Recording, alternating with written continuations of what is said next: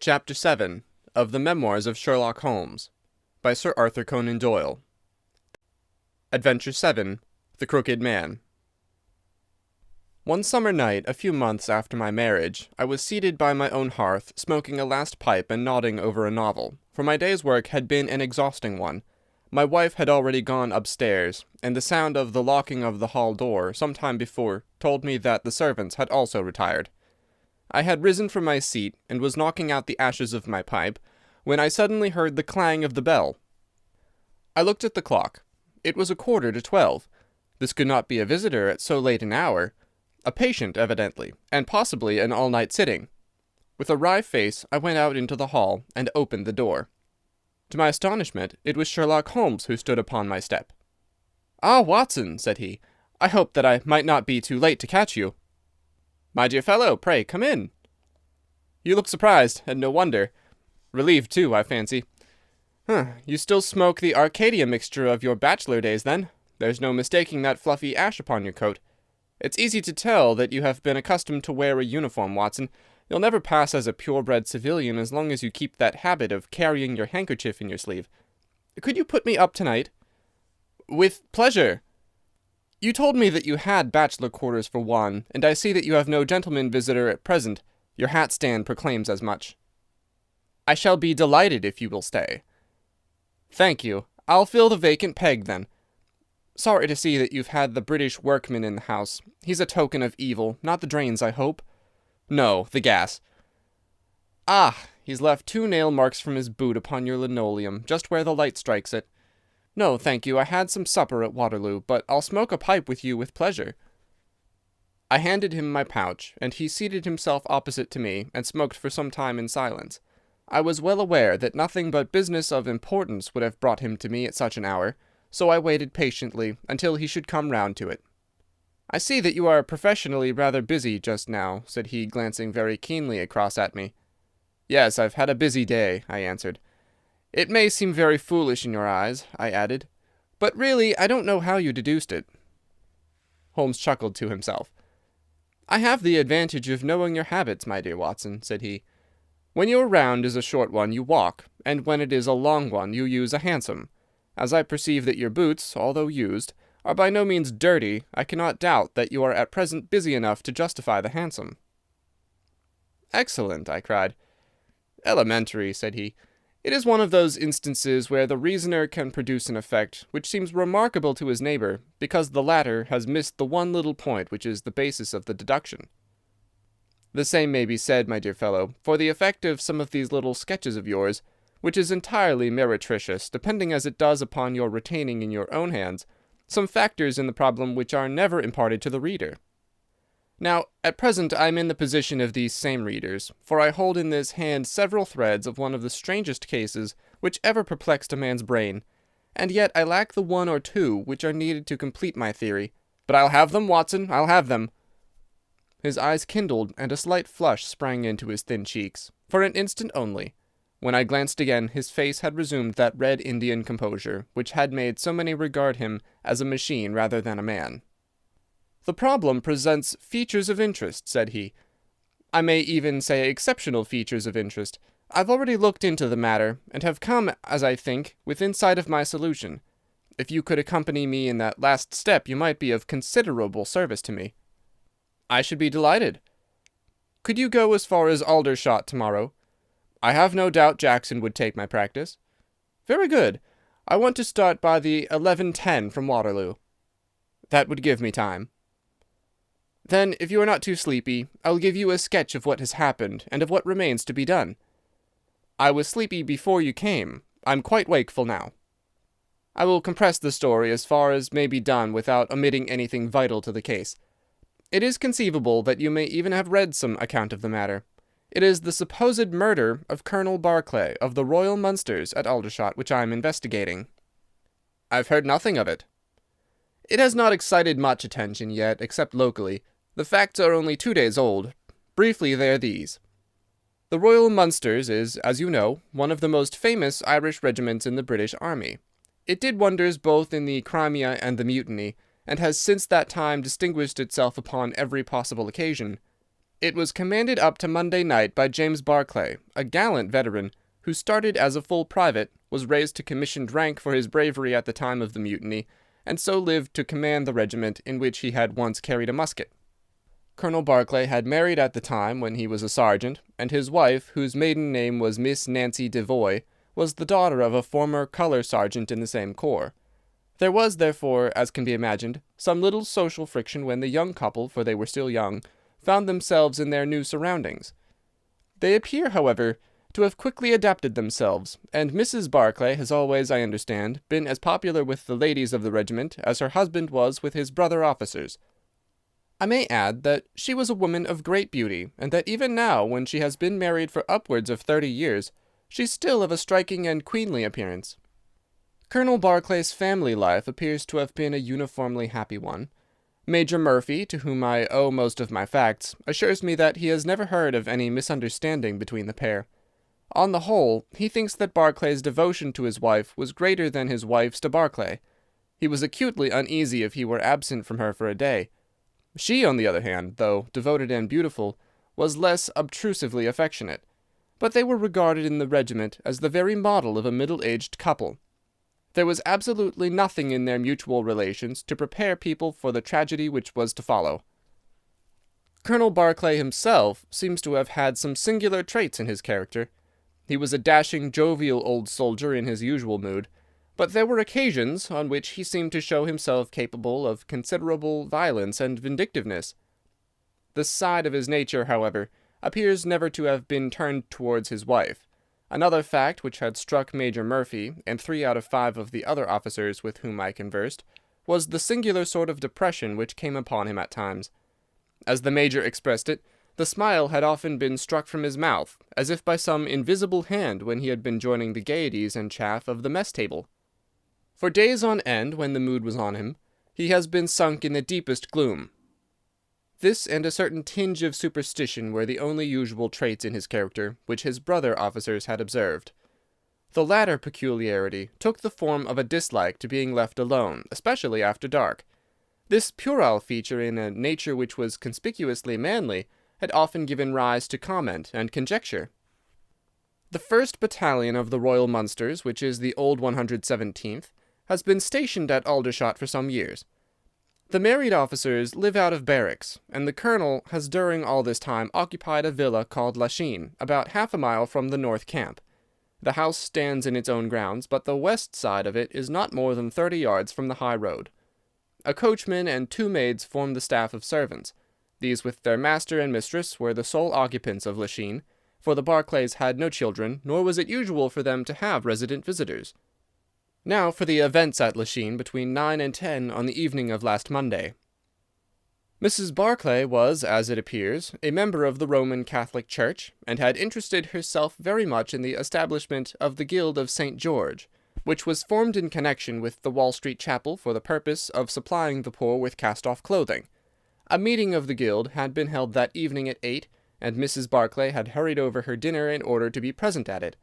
When leaving the house, she was heard by the coachman to make some commonplace remark to her husband, and to assure him that she would be back before very long. She then called for Miss Morrison, a young lady who lives in the next villa, and the two went off together to their meeting. It lasted 40 minutes, and at 9:15 Mrs. Barclay returned home, having left Miss Morrison at her door as she passed. There is a room which is used as a morning room at Lachine. This faces the road and opens by a large glass folding door onto the lawn.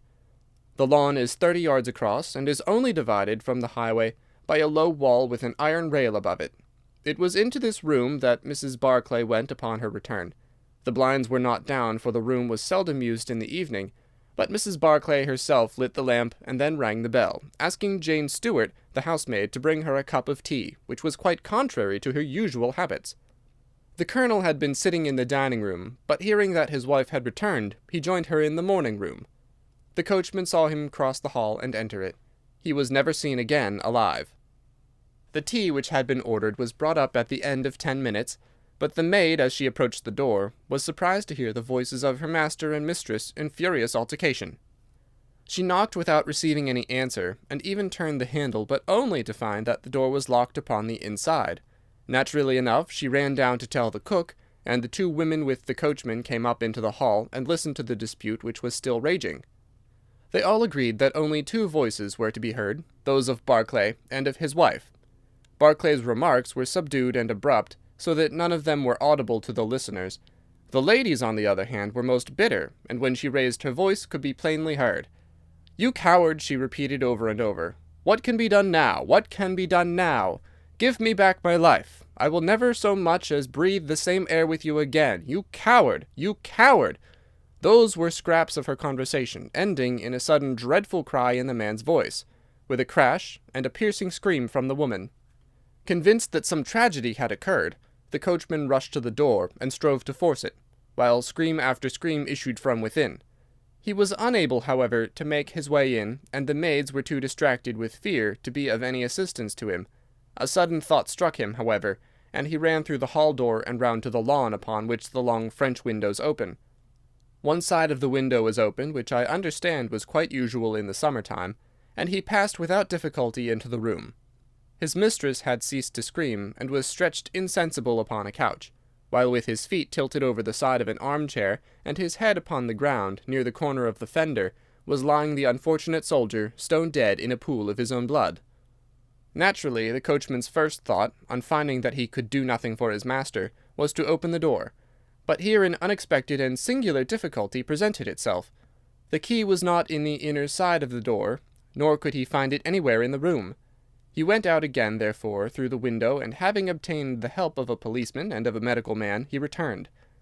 The lady, against whom naturally the strongest suspicion rested, was removed to a room, still in a state of insensibility. The colonel's body was then placed upon the sofa, and a careful examination made of the scene of the tragedy. The injury from which the unfortunate veteran was suffering was found to be a jagged cut some 2 inches long at the back part of his head, which had evidently been caused by a violent blow from a blunt weapon, nor was it difficult to guess what that weapon may have been. Upon the floor, close to the body, was lying a singular club of hard carved wood with a bone handle. The colonel possessed a varied collection of weapons brought from the different countries in which he had fought, and it is conjectured by the police that his club was among his trophies. The servants deny having seen it before, but among the numerous curiosities in the house, it is possible that it may have been overlooked. Nothing else of importance was discovered in the room by the police, save the inexplicable fact that neither upon Mrs. Barclay's person, nor upon that of the victim, nor in any part of the room, was the missing key to be found. The door had eventually to be opened by a locksmith from Aldershot. That was the state of things, Watson, when upon the Tuesday morning, I, at the request of Major Murphy, went down to Aldershot to supplement the efforts to the police. I think that you will acknowledge that the problem was already one of interest, but my observations soon made me realize that it was in truth much more extraordinary than would at first sight appear. Before examining the room, I cross-questioned the servants, but only succeeded in eliciting the facts which I have already stated. One other detail of interest was remembered by Jane Stewart, the housemaid. You will remember that on hearing the sound of the quarrel, she descended and returned with the other servants. On that first occasion, when she was alone, she says that the voices of her master and mistress were sunk so low that she could hear hardly anything, and judged by their tones rather than their words, that they had fallen out. On my pressing her, however, she remembered that she heard the word David uttered twice by the lady. The point is of the utmost importance, as guiding us towards the reason of the sudden quarrel. The colonel's name, you remember, was James. There was one thing in the case which had made the deepest impression both upon the servants and the police. This was the contortion of the colonel's face. It had set, according to their account, into the most dreadful expression of fear and horror which a human countenance is capable of assuming. More than one person fainted at the mere sight of him, so terrible was the effect. It was quite certain that he had foreseen his fate, and that it had caused him the utmost horror. This, of course, fitted in well enough with the police theory, if the colonel would have seen his wife making a murderous attack upon him. Nor was the fact of the wound being on the back of his head a fatal objection to this, as he might have turned to avoid the blow. No information could be got from the lady herself, who was temporarily insane from an acute attack of brain fever. From the police, I learned that Miss Morrison, who you remember went out that evening with Mrs. Barclay, denied having any knowledge of what it was which had caused the ill humour in which her companion had returned. Having gathered these facts, Watson, I smoked several pipes over them, trying to separate those which were crucial from others which were merely incidental. There could be no question that the most distinctive and suggestive point in the case was the singular disappearance of the door-key. A most careful search had failed to discover it in the room, therefore it must have been taken from it. But neither the Colonel nor the Colonel's wife could have taken it. That was perfectly clear. Therefore a third person must have entered the room, and that third person could only have come in through the window. It seemed to me that a careful examination of the room and the lawn might possibly reveal some traces of this mysterious individual. You know my methods, Watson. There was not one of them which I did not apply to the inquiry, and it ended by my discovering traces, but very different ones from those which I had expected. There had been a man in the room, and he had crossed the lawn coming from the road. I was able to obtain 5 very clear impressions of his footmarks, 1 in the roadway itself at the point where he had climbed the low wall, 2 on the lawn, and 2 very faint ones upon the stained boards near the window where he had entered. He had apparently rushed across the lawn, for his toe marks were much deeper than his heels, but it was not the man who surprised me. It was his companion. His companion! Holmes pulled a large sheet of tissue paper out of his pocket and carefully unfolded it upon his knee. "What do you make of that?" he asked. The paper was covered with the tracings of the footmarks of some small animal. It had 5 well-marked footpads, an indication of long nails, and the whole print might be nearly as large as a dessert spoon. "It's a dog," said I. "Did you ever hear of a dog running up a curtain? I found distinct traces that this creature had done so." "A monkey, then?" "But it is not the print of a monkey." "What can it be, then?" "Neither dog, nor cat, nor monkey, nor any creature that we are familiar with. I have tried to reconstruct it from the measurements. Here are 4 prints where the beast has been standing motionless. You see that it is no less than 15 inches from forefoot to hind. Add to that the length of neck and head, and you get a creature not much less than 2 feet long, probably more if there is any tail. But now observe this other measurement. The animal has been moving, and we have the length of its stride. In each case it is only about 3 inches. You have an indication, you see, of a long body with very short legs attached to it. It has not been considerate enough to leave any of its hair behind, but its general shape must be what I have indicated, and it can run up a curtain, and it is carnivorous." "How do you deduce that?" "Because it ran up the curtain. A canary's cage was hanging in the window, and its aim seems to have been to get at the bird." "Then what was the beast?" "Ah, if I could give it a name, it might go a long way towards solving the case. On the whole, it was probably some creature of the weasel and stoat tribe, and yet it is larger than any of these that I have seen." "What had it to do with the crime?" "That is also still obscure, but we have learned a good deal, you perceive. We know that a man stood in the road looking at the quarrel between the Barclays. The blinds were up, and the room lighted. We know also that he ran across the lawn, entered the room accompanied by a strange animal, and that he either struck the Colonel, or, as is equally possible, that the Colonel fell down from sheer fright at the sight of him, and cut his head on the corner of the fender. Finally, we have the curious fact that the intruder carried away the key with him when he left." "Your discoveries seem to have left the business more obscure than it was before," said I. "Quite so. They undoubtedly showed that the affair was much deeper than was at first conjectured. I thought the matter over, and I came to the conclusion that I must approach the case from another aspect. But really, Watson, I am keeping you up, and I might just as well tell you all this on our way to Aldershot tomorrow." "Thank you. You've gone rather too far to stop." "It is quite certain that when Mrs. Barclay left the house at 7:30 she was on good terms with her husband. She was never, as I think I have said, ostentatiously affectionate, but she was heard by the coachman chatting with the Colonel in a friendly fashion. Now, it was equally certain that, immediately on her return, she had gone to the room in which she was least likely to see her husband, had flown to tea as an agitated woman will, and finally, on his coming in to her, had broken into violent recriminations.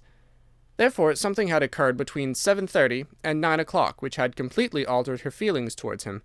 But Miss Morrison had been with her during the whole of that hour and a half. It was absolutely certain, therefore, in spite of her denial, that she must know something of the matter.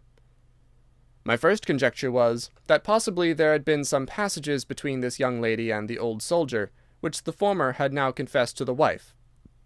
That would account for the angry return, and also for the girl's denial that anything had occurred. Nor would it be entirely incompatible with most of the words overheard. But there was the reference to David, and there was the known affection of the colonel for his wife, to weigh against it, to say nothing of the tragic intrusion of this other man, which might, of course, be entirely disconnected with what had gone before. It was not easy to pick one's steps, but on the whole I was inclined to dismiss the idea that there had been anything between the colonel and Miss Morrison, but more than ever convinced that the young lady held the clue as to what it was which had turned Mrs. Barclay to hatred of her husband. I took the obvious course, therefore, of calling upon Miss M., of explaining to her that I was perfectly certain that she held the facts in her possession, and of assuring her that her friend, Mrs. Barclay, might find herself in the dock upon a capital charge unless the matter were cleared up. Miss Morrison is a little ethereal slip of a girl, with timid eyes and blonde hair, but I found her by no means wanting in shrewdness and common sense. She sat thinking for some time after I had spoken, and then turning to me with a brisk air of resolution, she broke into a remarkable statement which I will condense for your benefit. "I promised my friend that I would say nothing of the matter, and a promise is a promise," said she. "But if I can really help her when so serious a charge is laid against her, and when her own mouth, poor darling, is closed by illness, then I think I am absolved from my promise. I will tell you exactly what happened upon Monday evening. We were returning from the Watt Street Mission about 8:45. On our way we had to pass through Hudson Street, which is a very quiet thoroughfare. There is only one lamp in it upon the left-hand side, and as we approached this lamp I saw a man coming towards us with his back very bent, and something like a box slung over one of his shoulders. He appeared to be deformed, for he carried his head low and walked with his knees bent. We were passing him when he raised his face to look at us in the circle of light thrown by the lamp, and as he did so he stopped and screamed out in a dreadful voice, 'My God, it's Nancy!' Mrs. Barclay turned as white as death, and would have fallen down had the dreadful-looking creature not caught hold of her. I was going to call for the police, but she, to my surprise, spoke quite civilly to the fellow. 'I thought you had been dead this 30 years, Henry,' she said in a shaking voice. 'So I have,' said he, and it was awful to hear the tones that he said in it. He had a very dark, fearsome face, and a gleam in his eyes that comes back to me in my dreams. His hair and whiskers were shot with grey, and his face was all crinkled and puckered like a withered apple. 'Just walk on a little way, dear,' said Mrs. Barclay. 'I want to have a word with this man. There's nothing to be afraid of.' She tried to speak boldly, but she was still deadly pale and could hardly get her words out for the trembling of her lips. I did as she asked me, and they talked together for a few minutes. Then she came down the street with her eyes blazing, and I saw the crippled wretch standing by the lamp-post and shaking his clenched fists in the air, as if he were mad with rage. She never said a word until we were at the door here, when she took me by the hand and begged me to tell no one what had happened. 'It's an old acquaintance of mine, who has come down in the world,' said she. When I promised her I would say nothing, she kissed me, and I've never seen her since. I've told you now the whole truth, and if I withheld it from the police, it is because I did not realize then the danger in which my dear friend stood. I know that it can only be to her advantage that everything should be known.' That was her statement, Watson, and to me, as you can imagine, it was like a light on a dark night. Everything which had been disconnected before began at once to assume its true place, and I had a shadowy presentiment of the whole sequence of events. My next step, obviously, was to find the man who had produced such a remarkable impression upon Mrs. Barclay. If he were still in Aldershot, it should not be a very difficult matter. There are not such a very great number of civilians, and a deformed man was sure to have attracted attention. I spent a day in the search, and by evening, this very evening, Watson, I had run him down. The man's name is Henry Wood, and he lives in lodgings in this same street in which the ladies met him. He has only been 5 days in the place. In the character of a registration agent, I had a most interesting gossip with his landlady. The man is by trade a conjurer and performer, going round the canteens after nightfall, and giving a little entertainment at each. He carries some creature about with him in that box, about which the landlady seemed to be in considerable trepidation, for she had never seen an animal like it. He uses it in some tricks according to her account. So much the woman was able to tell me, and also that it was a wonder the man lived, seeing how twisted he was, and that he spoke in a strange tongue sometimes, and that for the last 2 nights she had heard him groaning and weeping in his bedroom. He was all right as far as money went, but in his deposit he had given her what looked like a bad florin. She showed it to me, Watson, and it was an Indian rupee." So now, my dear fellow, you see exactly how we stand and why it is I want you. It is perfectly plain that after the ladies parted from this man, he followed them at a distance, that he saw the quarrel between husband and wife through the window, that he rushed in, and that the creature which he carried in his box got loose. That is all very certain. But he is the only person in this world who can tell us exactly what happened in that room." "And you intend to ask him?" "Most certainly, but in the presence of a witness." "And I am the witness." "If you will be so good. If he can clear the matter up, well and good. If he refuses, we have no alternative but to apply for a warrant." "But how do you know he'll be there when we return?" "You may be sure that I took some precautions. I have one of my Baker Street boys mounting guard over him who would stick to him like a burr, go where he might. We shall find him in Hudson Street tomorrow, Watson, and meanwhile I should be the criminal myself if I kept you out of bed any longer." It was midday when we found ourselves at the scene of the tragedy, and under my companion's guidance we made our way at once to Hudson Street. In spite of his capacity for concealing his emotions, I could easily see that Holmes was in a state of suppressed excitement, while I was myself tingling with that half-sporting, half-intellectual pleasure which I invariably experienced when I associated myself with him in his investigations. "This is the street," said he, as we turned into a short thoroughfare lined with plain two-storied brick houses. "Ah, here is Simpson to report." "He's in all right, Mr. Holmes," cried a small street Arab running up to us. "Good, Simpson," said Holmes, patting him on the head. "Come along, Watson, this is the house." He sent in his card with a message that he had come on important business, and a moment later we were face to face with the man whom we had come to see. In spite of the warm weather, he was crouching over a fire, and the little room was like an oven. The man sat all twisted and huddled in his chair, in a way which gave an indescribable impression of deformity. But the face which he turned towards us, though worn and swarthy, must at some time have been remarkable for its beauty. He looked suspiciously at us now out of yellow-shot bilious eyes, and without speaking or rising, he waved towards two chairs. "Mr. Henry Wood, late of India, I believe," said Holmes affably. "I've come over this little matter of Colonel Barclay's death." "What should I know about that?" "That's what I want to ascertain. You know, I suppose, that unless the matter is cleared up, Mrs. Barclay, who is an old friend of yours, will in all probability be tried for murder." The man gave a violent start. "I don't know who you are," he cried, "nor how you come to know what you do know, but will you swear that this is true that you tell me?" "Why, they're only waiting for her to come to her senses to arrest her." "My God! Are you in the police yourself?" "No." "What business is it of yours, then?" "It's every man's business to see justice done." "You can take my word that she is innocent." "Then you are guilty." "No, I'm not." "Who killed Colonel James Barclay, then?" "It was a just providence that killed him. But mind you this, that if I had knocked his brains out, as it was in my heart to do, he would have had no more than his due from my hands. If his own guilty conscience had not struck him down, it is likely enough that I might have had his blood upon my soul. You want me to tell the story. Well, I don't know why I shouldn't, for there's no cause for me to be ashamed of it. It was in this way, sir. You see me now with my back like a camel and my ribs all awry, but there was a time when Corporal Henry Wood was the smartest man in the 117th foot. We were in India then, in cantonments at a place we'll call Bertie. Barclay, who died the other day, was sergeant in the same company as myself, and the belle of the regiment, aye, and the finest girl that ever had the breath of life between her lips, was Nancy Devoy, the daughter of the colour sergeant. There were two men that loved her, and one that she loved, and you'll smile when you look at this poor thing huddled before the fire, and hear me say that it was for my good looks that she loved me. Well, though I had her heart, her father was set upon her marrying Barclay. I was a harum-scarum, reckless lad, and he had had an education, and was already marked for the sword belt. But the girl held true to me, and it seemed that I would have had her when the mutiny broke out, and all hell was loose in the country. We were shut up in Bertie, the regiment of us, with half a battery of artillery, a company of 6, and a lot of civilians and womenfolk. There were 10,000 rebels round us, and they were as keen as a set of terriers round a rat cage. About the second week of it our water gave out, and it was a question whether we could communicate with General Neill's column, which was moving up country.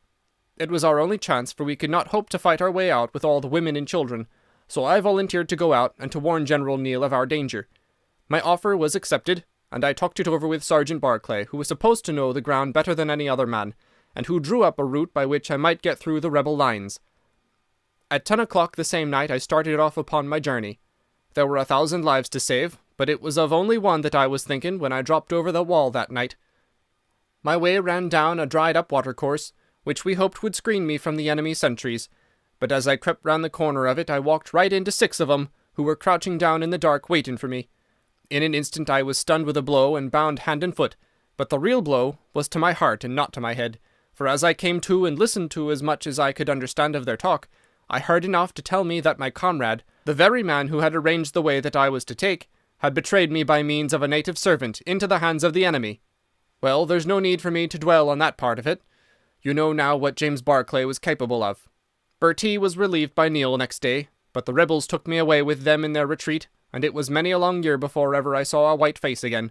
I was tortured and tried to get away, and was captured and tortured again. You can see for yourselves the state in which I was left. Some of them that fled into Nepal took me with them, and then afterwards I was up past Darjeeling. The hill folk up there murdered the rebels who had me, and I became their slave for a time until I escaped. But instead of going south, I had to go north, until I found myself among the Afghans. There I wandered about for many a year, and at last came back to the Punjab, where I lived mostly among the natives and picked up a living by the conjuring tricks that I had learned. What use was it for me, a wretched cripple, to go back to England or to make myself known to my old comrades? Even my wish for revenge would not make me do that. I'd rather that Nancy and my old pals should think of Harry Wood as having died with a straight back than see him living and crawling with a stick like a chimpanzee. They never doubted that I was dead, and I meant that they never should. I heard that Barclay had married Nancy, and that he was raising rapidly in the regiment, but even that did not make me speak. But when one gets old one has a longing for home. For years I've been dreaming of the bright green fields and the hedges of England. At last I determined to see them before I died. I saved enough to bring me across, and then I came here where the soldiers are, for I know their ways and how to amuse them, and so earned enough to keep me." "Your narrative is most interesting," said Sherlock Holmes. "I've already heard of your meeting with Mrs. Barclay, and your mutual recognition. You then, as I understand, followed her home, and saw through the window an altercation between her husband and her, in which she doubtless cast his conduct to you in his teeth. Your own feelings overcame you, and you ran across the lawn and broke in upon them." "I did, sir, and at the sight of me he looked as I had never seen a man look before, and over he went with his head on the fender. But he was dead before he fell. I read death on his face as plain as I can read that text over the fire. The bare sight of me was like a bullet through his guilty heart." "And then?" "Then Nancy fainted, and I caught up the key of the door from her hand, intending to unlock it and get help, but as I was doing it, it seemed to me better to leave it alone and get away, for the thing might look black against me, and anyway my secret would be out if I were taken. In my haste I thrust the key into my pocket, and dropped my stick while I was chasing Teddy, who had run up the curtain. When I'd got him into his box from which he had slipped, I was off as fast as I could run." "Who's Teddy?" asked Holmes. The man leaned over and pulled up the front of a kind of hutch in the corner. In an instant out there slipped a beautiful reddish-brown creature, thin and lithe, with the legs of a stoat, a long thin nose, and a pair of the finest red eyes that ever I saw in an animal's head. "It's a mongoose!" I cried. "Well, some call them that, and some call them Inchnaman," said the man. "Snake-catcher is what I call them, and Teddy is amazing quick on cobras. I've one here without the fangs, and Teddy catches it every night to please the folk in the canteen. Any other points, sir?" "Well, we may have to apply to you again if Mrs. Barclay should prove to be in serious trouble." "In that case, of course, I'd come forward." "But if not, there is no object in raking up this scandal against a dead man, foully as he has acted. You have at least the satisfaction of knowing that for 30 years of his life his conscience bitterly reproached him for this wicked deed. Ah, there goes Major Murphy on the other side of the street. Goodbye, Wood. I want to learn if anything has happened since yesterday." We were in time to overtake the Major before he reached the corner. "Ah, Holmes," he said, "I suppose you have heard that all this fuss has come to nothing." "What then?" "The inquest is just over. The medical evidence showed conclusively that death was due to apoplexy. You see, it was quite a simple case after all." "Oh, remarkably superficial," said Holmes, smiling. "Come, Watson, I don't think we shall be wanted in Aldershot any more." "There's one thing," said I, as we walked down to the station. "If the husband's name was James, and the other was Henry, what was this talk about David?" "That one word, my dear Watson, should have told me the whole story had I been the ideal reasoner which you are so fond of depicting. It was evidently a term of reproach. Of reproach. Yes. David strayed a little occasionally, you know, and on one occasion in the same direction as Sergeant James Barclay. You remember the small affair of Uriah and Bathsheba. My biblical knowledge is a trifle rusty, I fear, but you'll find the story in the 1st or 2nd of Samuel. End of Adventure 7. The Crooked Man.